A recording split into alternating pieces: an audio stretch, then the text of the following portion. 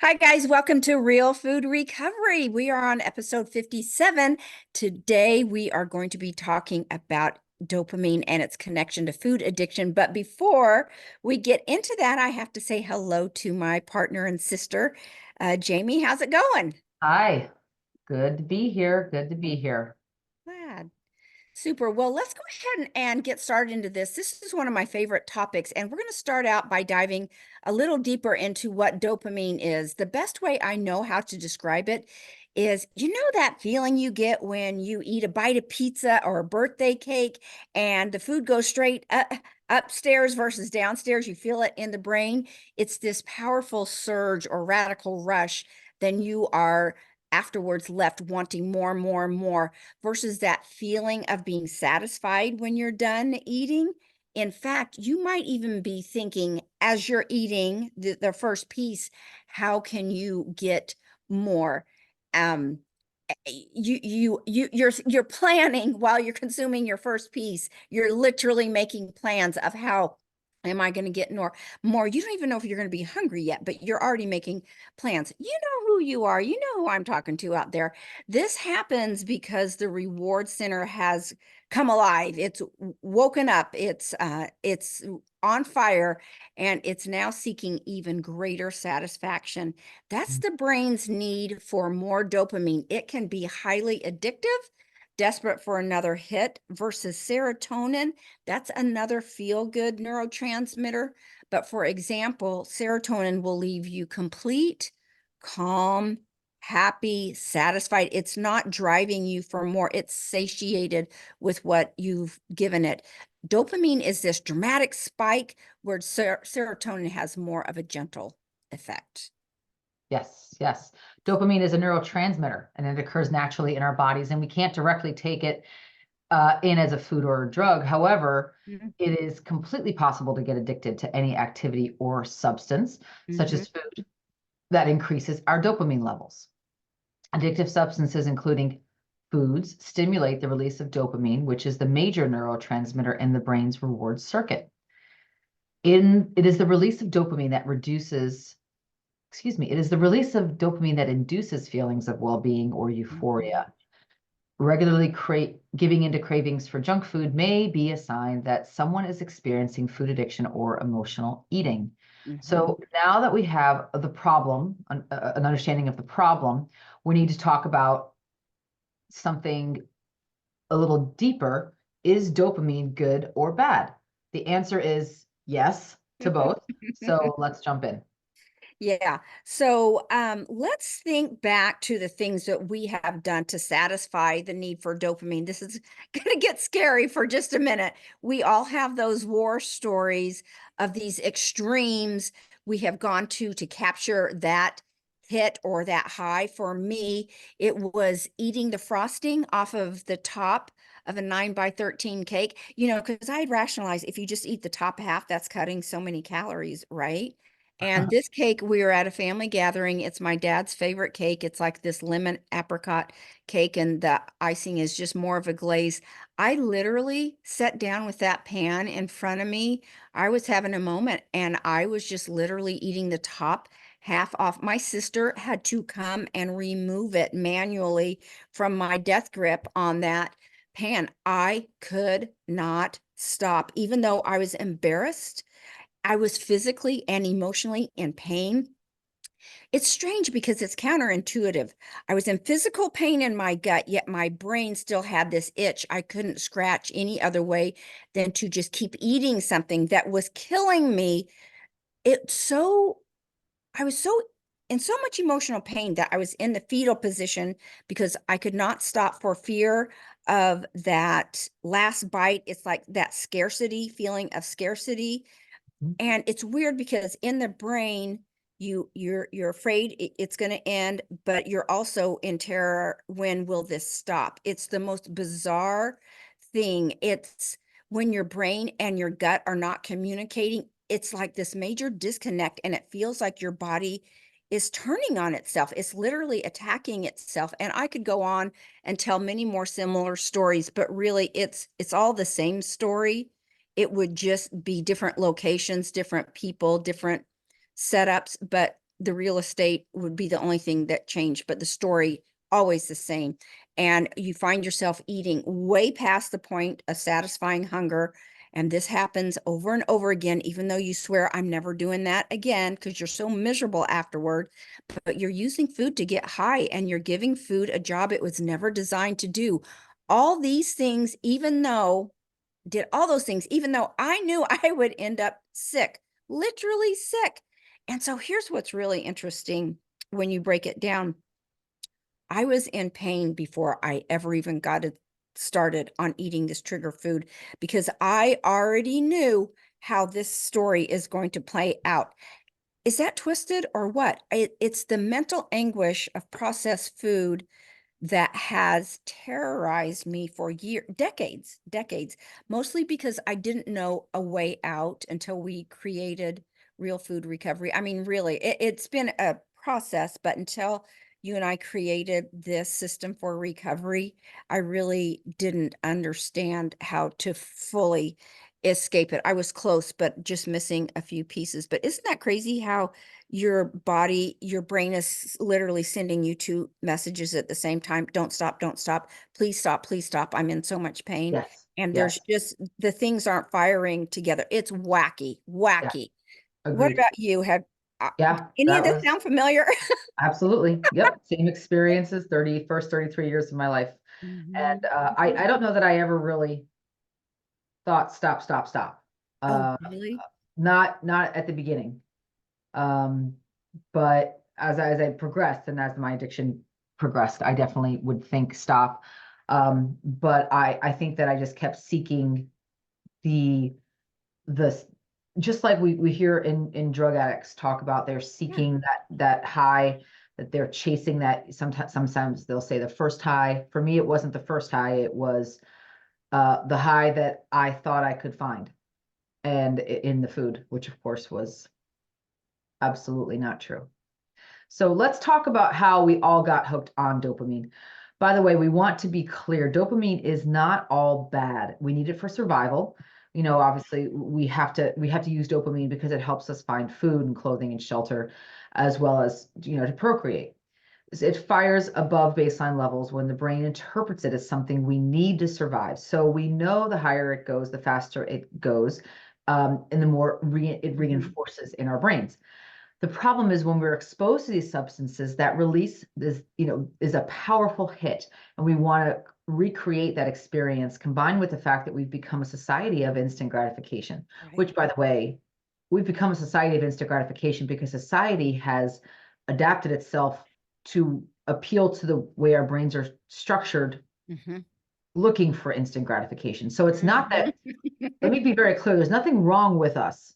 Right. Society, the marketers, the industries have adapted to their business models, their products. They have adapted them to appeal to that circuitry in our brains that is millions of years old.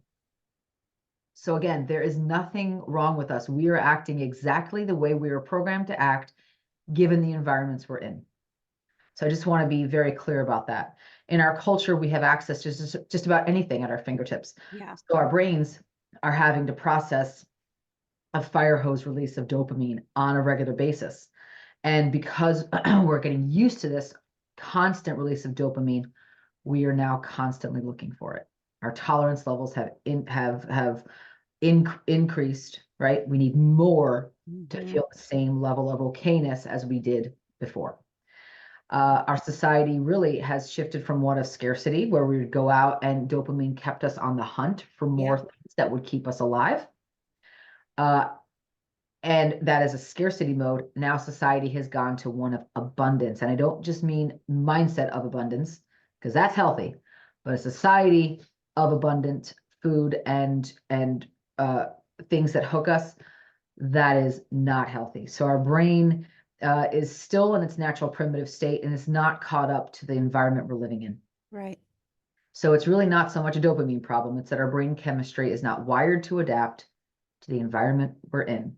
Mhm. It also, just a side note, scares me to think how our brain wiring is changing in the environment we're living in now, and and will continue to change. Yeah. Are we going to be I mean, I always, always, always, always think of that movie Wall-E, and it scares the living daylights out of me to think that that is where we're headed. And I see it happening so quickly. Everyone sitting and everything being delivered to us, and everyone very sick, and everyone very overweight, and just a bunch of mobilized adult children, overweight adult children, just sort of cruising around in their pods of the world, uh, getting everything brought to them, and not having to wait for any of it, or look or search or work for any of it.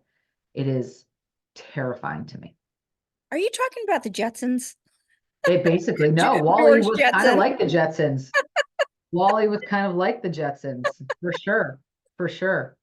You were talking Not about, like the rest of the movie, but I don't think I've seen that. I'll have to look. oh, you got to see it. Okay. It will Noted. disturb you deeply. The first Oh, maybe, good. I can't wait. yeah, right. The first 20 minutes really is so disturbing. I could care less about the rest of the movie with the robot and whatever. But what I'm saying is the first 20 minutes of the movie, I was just like, this is where we're headed. I know it. Yeah. Ooh. Yeah. Scary.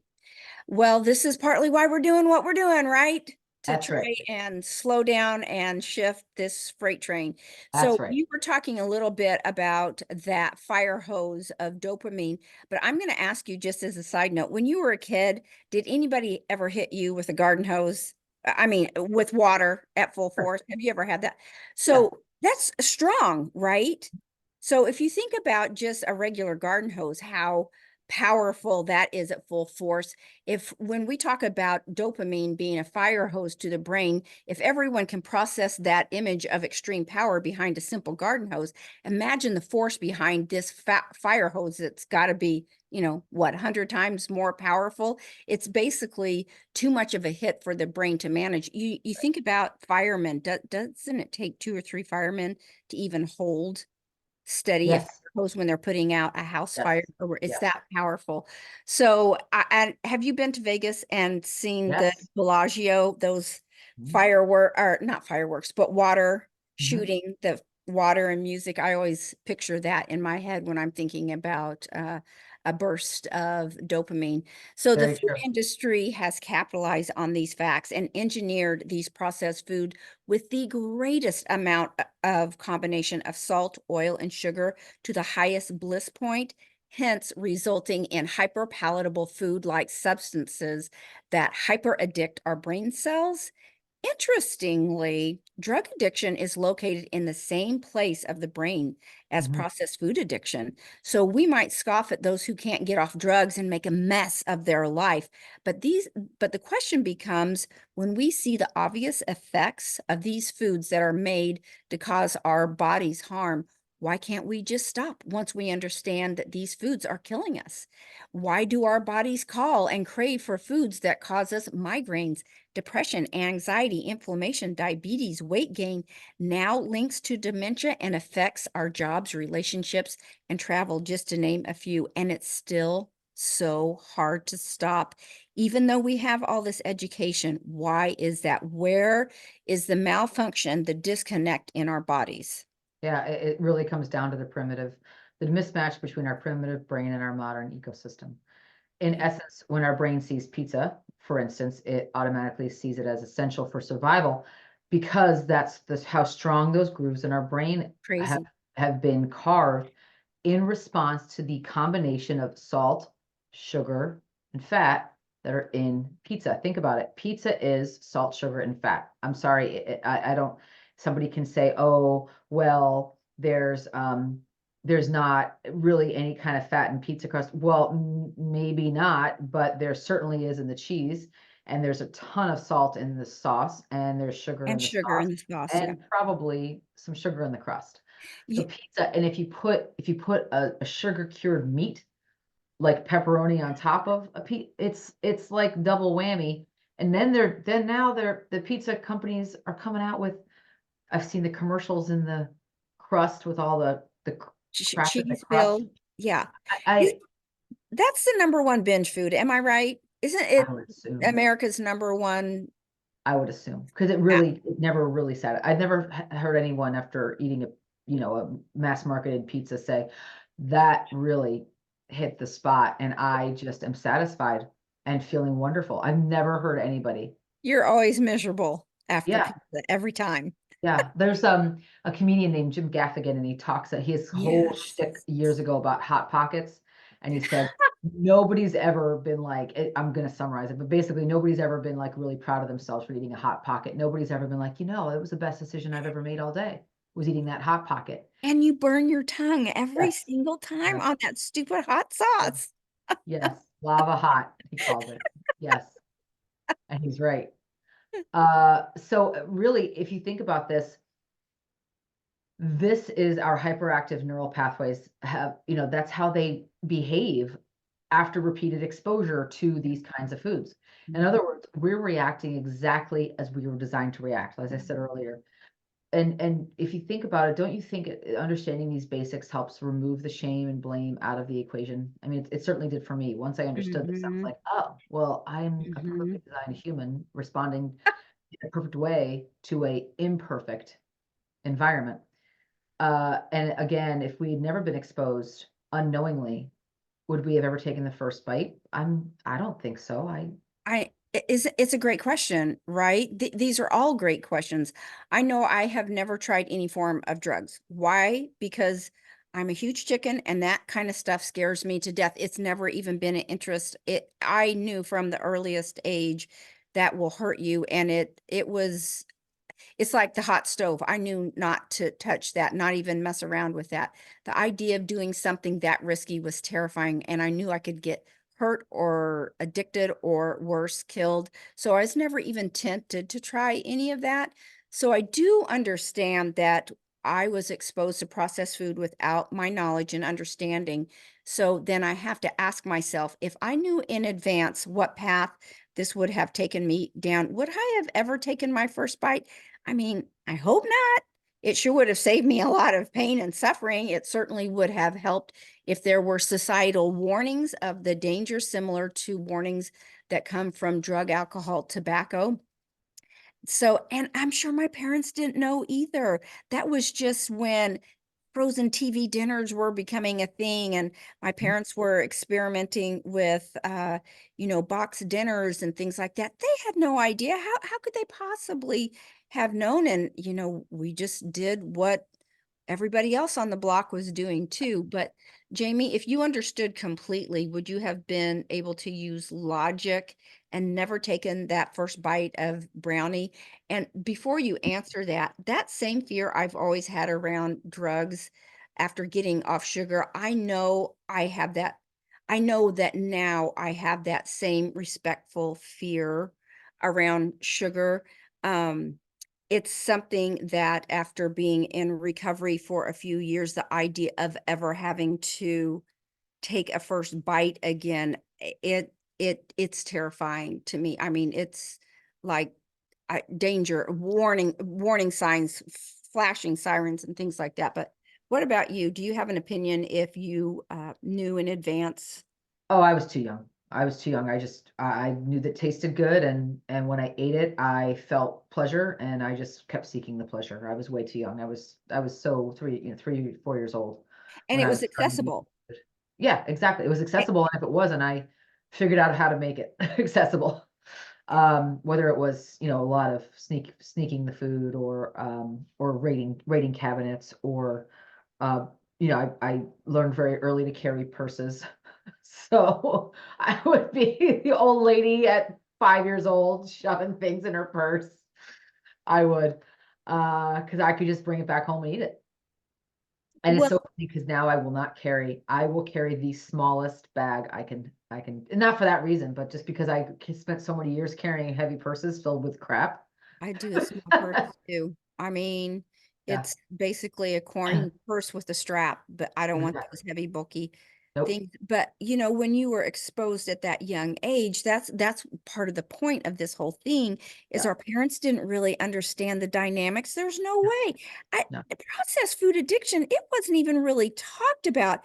Maybe no. starting 20 years ago, maybe, but I mean, Only do in you ever scientific remember circles. hearing about No, it? no, and I was living it 15, 16 years ago. I was living it. I was working with people in the world of weight loss, and nobody was talking about it. As a matter of fact, they were saying, no, Moderation. moderate it, moderate it. Mhm. Drives you So crazy. again, I did, in college, I did try recreational drugs. Nothing stuck. Nothing stuck. I could take it or leave it. And I tried, the average college recreational drug that every college kid at some point is exposed to. And really that was just an avenue to get to the food. I was just like, wow, food tastes really way better when I do this recreational drug, so I'm just going to do it. And but I never really like got into it. I never like it was never a habit of mine. If it was there with friends and everyone was doing it, I would partake in some of it, but it wasn't like something that I craved. I didn't seek it out. I didn't buy it on my own or any of that, or even smoke it on my own. Are But I did try another recreational drug once just to see what the hubbub was about it. And I remember thinking, food's better. This is like, I'm surprised that, if you have a propensity for addiction, and I was hearing Dr. Lustig talk this morning about if you have a propensity for addiction, then any addictive substance that you try will catch you in their snare. So I am a little surprised that it was you were unaffected by it. that was not true for me. That was not true. Interesting. Now, I think that is not true in my experience. If you are able to find your addictions needs being met by your primary addiction. So I was still in my primary Mm, addiction. good point. I think now that I'm out of the food, I am very careful with anything that has any sniff of addictive Thank you. substances. I don't touch alcohol. I can't do it. I won't. I tried it once over the summer again, have a drink, and it was bells and whistles going off in my head. I'm like, "No, Hmm. can't do it." I'm glad you brought that up because now I remember what he said next, and that was the warning about cross addiction. He said you get off one and your brain's That's starting to search for that's something true else. for me. That's very true. Yeah. Okay, I digressed a little bit, but that is interesting points to bring up. So Mhm. herein lies the problem and the real sucker punch in addiction. That the reward pathway we've been talking about becomes down regulated with repeated exposure. So in other words, it takes more and more to get the same high to where eventually you are actually just trying to get out of pain versus seeking pleasure. You are scrambling just to get back to baseline. Now you are in a real pickle. So Mhm. what do you do? How do you begin the process of unhooking? Very, very good question. First, we have to understand what is happening, right? Understanding that helps. Mm, And when we're living in a state of addiction, we lose the ability to govern with reason. We're just operating out of the pleasure pain balance, which basically means we're choosing to seek pleasure because we're avoiding pain.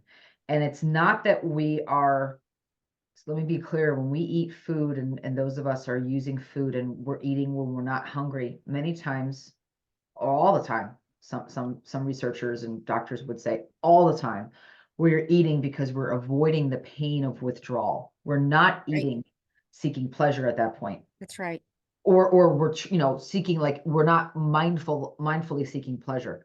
We're eating because it feels too bad not to. Why do you think my sister had to pry that cake out of my hands?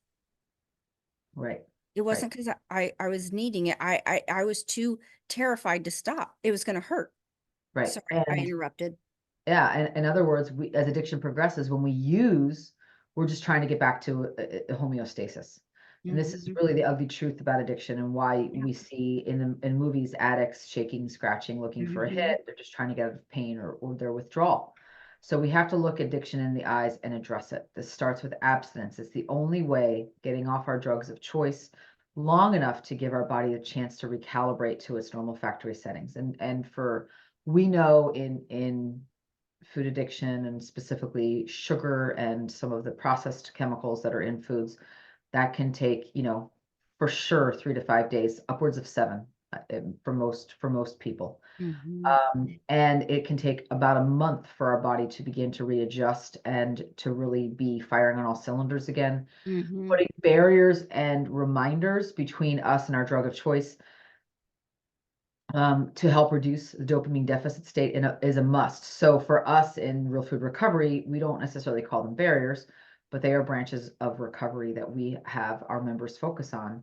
We have focus on areas that will give us a dopamine hit. It's not as big of a spike as a candy bar might be, but it's definitely a consistent dopamine drip that we Yes. guide them to with our branches of recovery, like service and connection to others, and journaling and time in nature, and all these areas that we want members in recovery to focus on, because if they're seeking their ease, comfort, peace from food or food substances, it is not sustainable. I really like what we do at Real Food Recovery because we're not just going, don't do this and don't do that, don't do that. Do this. Exactly. We have a roadmap here. You need to do this and you need to do that. And you need to do that to satisfy the brain's need for that upper. And we do it through these natural, comfortable, gentle ways. So I love when we were interviewing Chef AJ. She said the number one tip in getting clean is to work harder on your environment than you do on yourself. That has stuck with me. It has never left and could not be more true. I totally believe this. I keep everything clean in my house other than my husband's cabinet that I don't go in unless I'm looking for trouble. I stick to the aisles at the grocery store that houses the foods I need. And luckily, mostly it's the perimeter, so I don't even have to weave in and out much. I also portion out my meals ahead of time when I'm not hungry and have them prepped and ready to go. Jamie, how do you protect yourself? Yeah, the environment for sure. Absolutely, it's my environment. And if I'm going, obviously anywhere out of the home for a long period of time, I always bring my own snacks and bring the Mm. things that I need. Again, it's not because I anticipate being hungry. I anticipate having an issue, uh, resisting all of the food cues that are out there. And if I'm feeling like my resolve is weakening, I want to make sure that I am ahead of the curve by having clean food with me that I can eat if I'm feeling triggered. It's usually not a physical hunger, but it's usually a something, hey, I'm emotionally triggered. Yeah, anxiety. Don't you think it's the anxiety of being around I get that nervous hunger is Yes. what I call it, and just being cued everywhere. So that idea of having something with you for harm reduction, brilliant. Yeah. I think It that's works really every time. smart. We know this process of withdrawal while resetting our dopamine levels can be very, very uncomfortable. So we have to learn to get comfortable with being uncomfortable and reframe pain. So let's talk about what that might look like. For me, it might be a distraction with texting someone, checking in with my recovery group at Real Food Recovery. We have a group chat going 24/7, 365. So that helps. I can work on my scrapbook. I can talk to myself. That's the art of that I really want to hone in on is that self-talk. That helps tremendously. You're okay, you're okay, you're okay. That really works when you can craft that skill. Uh, Deep breathing, going out in nature, and just really reminding myself, talking it through 10 steps down the road helps. One thing Jamie taught me, and I tell this when I'm working with clients all the time, change your location. Change Mhm. your location, change your location, change your location. Jamie, what do you do to protect yourself when you're starting to feel that nervous energy, that uncomfortable sensation coming? Can you feel it? It's like an aura starting to wash over you. Do you feel it coming on? Definitely. I change my location. I get myself out of self, right? I go and help someone, serve someone, go for a walk, get out in Ah, nature. Yeah, all the things that we coach in our members to do. mhm. They're things that I've been doing for years. Sometimes I will remind myself of what I can control. Um, in the environment, right? And I'll remind myself that if I'm seeking food and it's in between meals or seeking food and I know I'm not physically hungry, it is easily because I'm disturbed. There's something Yeah. in me that I need Mhm. that I need to figure out, and food is not going to fix it. So it's a dashboard light, as we call it. Yeah, it's actually going to make it worse, right? Oh yeah, for sure. So I love all these answers, and so much of this work I like to do ahead of time. So I have this layer of armor literally covering me before I ever have to experience discomfort as we are in the process of rewiring these neural networks and resetting our reward pathways. We know that what fires together, wires together in our brain, our, our bodies can be so forgiving and it can heal with just a little bit of work. The beautiful part is that during this process, as we become our authentic self again, we experience joy in the simple pleasures of life once again. A child's soccer game, a walk in the park, a hobby that was once fulfilling, saying hello to a stranger, being with family, feeling sunshine on our face. I know one of our members was talking about she was on the other side of withdrawal, and I think she was at a bus stop or something where she had to interact with someone she didn't know, and she said, I felt comfortable just saying hello, how are you? And just having a small chit chat. And she said, if I was deep in the food, I never, ever Right, would have said hello right. to a stranger or put myself in that position to have a conversation. Simple things like that. And exactly. And as we begin to practice these new behaviors or habits, we rewire these new neural networks and we create a new normal. And it then becomes odd to think of running to the fast food place for Mhm. dinner Right. when we're in the habit of making a healthy dinner at home. And we have our frontal lobe back on our team that will reinforce that decision. We recognize what a dark place those old habits invite. Mhm. It feels so good to have the consequence center as the VIP in our habit approach. And it also helps build up self-confidence in our behaviors. I'll never forget when I was in recovery, I had a few years under my belt and I don't know what I went to this for. Maybe I was with someone and they wanted to run through a drive-through. Something happened that I was going through a drive-through of a fast food place. And it wasn't for me or it wasn't for that food. It might have been something, I don't know, specific. And I remember looking at the drive-through and looking at where I was driving to get around the building. And I'm like, there's like rat traps back here and there's trash everywhere. And it's like, there's some homeless person smoking something in the corner. Like, what am I doing here? Like, this is not where somebody goes and gets sustenance and life-giving, Beautiful. nutrition. Simple. This is not where I need to be. Yeah, it's not nutrition, is it? It's No, not. not at all. It literally was. It was a drug den in some offbeat ward, in a city, and I'm like, I don't. This is not where I need to be for my nutrition. It just isn't. Yeah. Great points. I love that story. I love it because it's those awakening moments that stick with us and really sear an image in our brain. And that's where change starts to happen.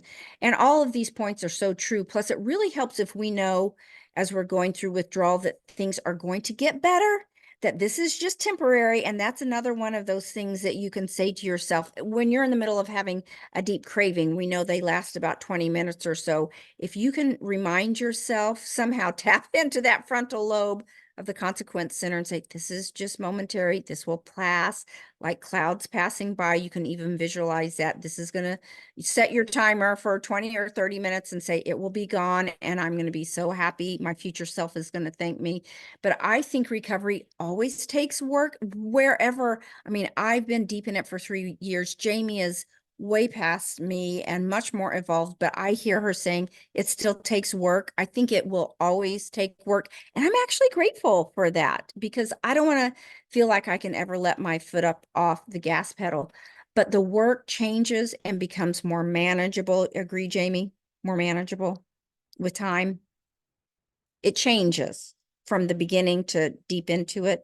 I don't know that it becomes more manageable. I think it you have the tools To more at man- the ready to overcome Yes. to overcome whatever the situations are. I don't know that it becomes I actually don't think the situations ever become more manageable. Just my tools become more accessible. And I would say the way our environment and society is going, it's become a lot less um, helpful to anyone who's trying to recover. Oh, sure. The Sure. environments we're in are a lot less helpful. So I would say my tool belt have gotten a lot more use lately. So basically, what I hear you saying and how I feel too is this becomes our new norm, and Yes. we're more skilled at practicing our tools. Maybe that's a better way of saying it. We Yes. we know eventually the sun comes back out again and happiness is within reach. This is where a recovery group really, really helps. And we are expert at this at Real Food Recovery.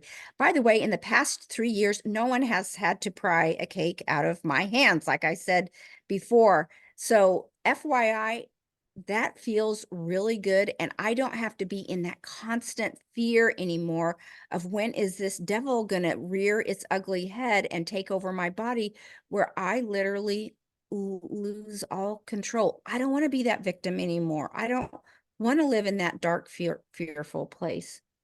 Yeah, exactly. And what's interesting for those of us in addiction, we have a hard time seeing life for what it is. So, the idea, we always sort of want things to be different than they are.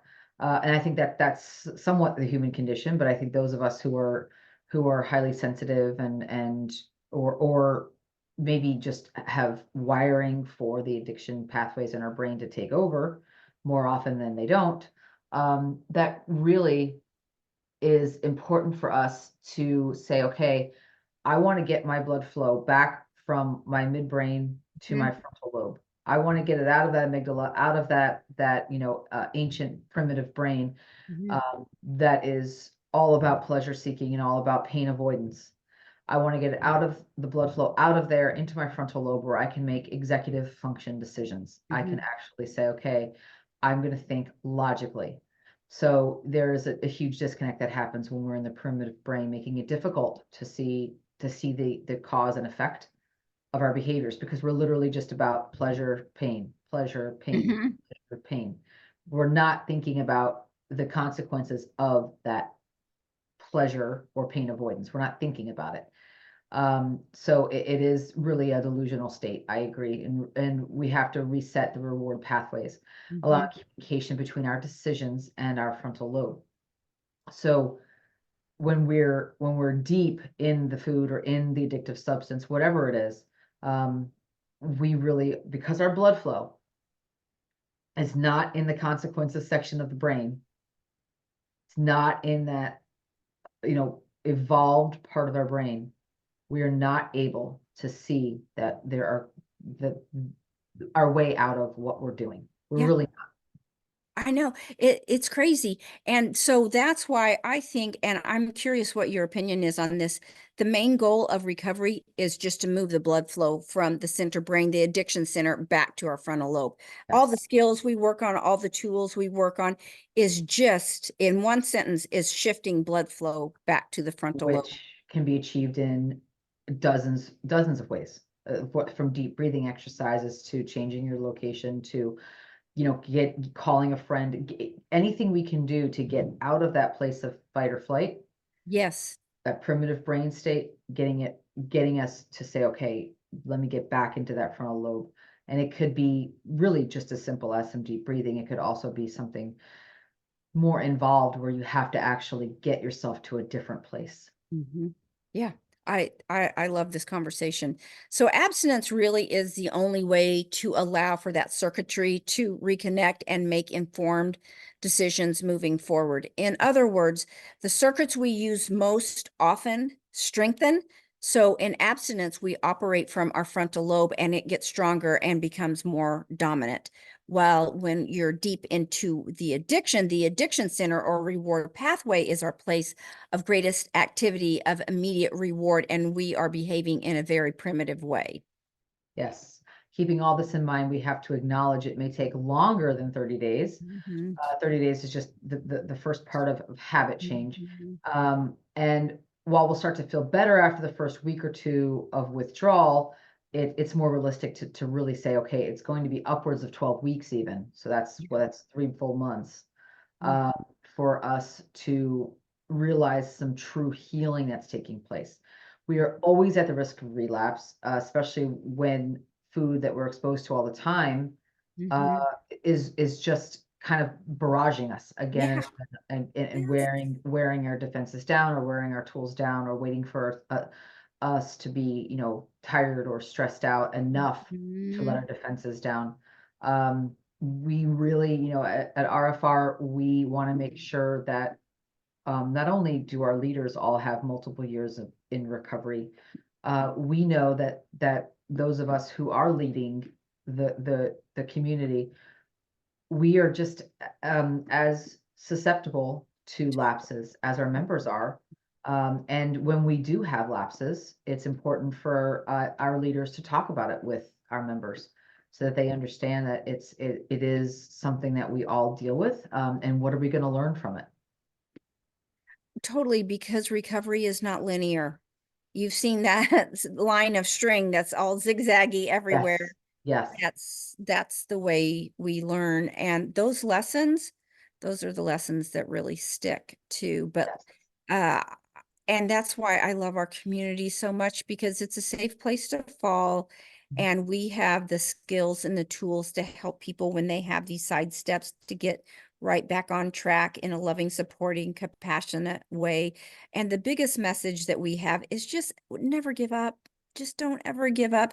If you're looking for a way out of processed food addiction, please check out our website at realfoodrecovery4u.com. That's the number 4 and the letter U. We are expert in helping people find their way out of using food for comfort, food obsession, and processed food abuse. Yes. So we have a couple listener questions. First one is, I have been off sugar for 30 days, but my birthday is coming up. Can I just have one piece of birthday cake? So again, the first thought I have is, and I get it, it's wired in as we're, in childhood, but Yeah. what about your birthday equates with pleasure from food? Could you honor your trip around the sun? Could you honor that in a different way that doesn't have addictive or disease promoting foods in it? Mhm. And again, I get where it comes from, but is it the voice of the evolved frontal lobe to say, hey, the consequences of me eating this piece of cake is that I'm probably going to eat more than one, or I'll have it in my fridge for a few days while I eat my way through it. Yeah. Or I'm going to have it and then I'm going to be plagued for 7 days while I detox or have the withdrawal symptoms around the sugar and the fat and the salt that are in that cake, because all cakes contain all of those ingredients. Or can I find a way to celebrate my existence on this planet in a way that is life promoting and health promoting, Yeah. instead of disease promoting? So again, it's the idea of we know how we're wired, we know how the food is created. I Mhm. don't care that when you were 6, mommy threw you a birthday party and had the best, cake. That was then, this is now. Now you're an adult. There are consequences for our choices, and especially as we get older, that need to be weighed and need to be, considered. And I would ask, if wanting a piece of cake on your birthday is really plaguing you, I would probably tell you that there could be an opportunity for you to get in touch with your why. Why do you want health that you say you want? Why do you want this? And why do you want to be around on this planet for yet another year? If you will be plagued with all of these cravings, is that really the kind of life you want for yourself? Do that deeper work, because there's always going to be some excuse to give into pleasure. There's always going to be some excuse to give into addictive Every foods. day. A birthday, a friend's birthday, I Tuesday. had a bad day, had a good day. What?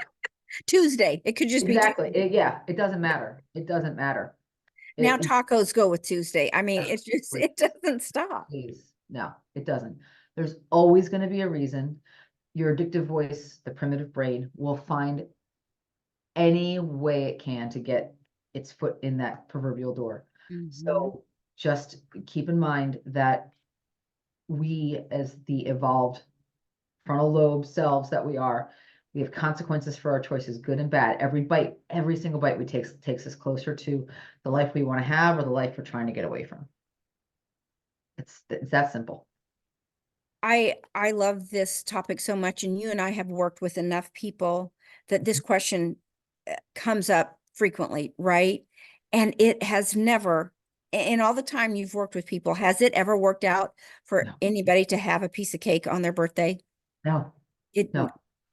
one, so It that's never, it one of never the ends at reasons. just the piece of cake, by the way. No. Oh, no, no, no, no. It ends in misery. It Yeah. ends in misery. Because And the cake leads to more cake, or the cake leads to a few days of other things. that's right. And it leads to disconnection from self and disconnection from others. It leads to, poor work outcomes, poor connection with family, whatever. It's just And by the way, the rest of the party is over. Once you get into the cake, it doesn't matter who's left at the party because you could care less. The only thing you'll care about is how can I get a second piece without wonderful. anybody noticing. Very true. Okay, one last one. I hear you talking about dopamine, but I still don't understand if you were saying it's good or bad. I know you said we need it for survival, so isn't it good? So this is a great question. When dopamine narrows our life to the point that all our mental real estate is focused on getting a high from food or any other addictive substance versus garnering pleasure from simple pleasures such as doing well in a job or getting an A on a test or learning a new skill on the computer or feeling sunshine on your back, we have a broken reward system that needs addressing. So because we know that addiction is progressive, this imbalance will only get worse and invite pain and misery. Great. So that's all for today, folks. And again, if you want to find more about Real Food Recovery, you can find us at realfoodrecovery4u.com. That's the number 4, the letter U, and we hope to see you there. Thanks, guys. Great Thank, episode, Jamie. Thank you. thank you guys. See you soon. Bye-bye.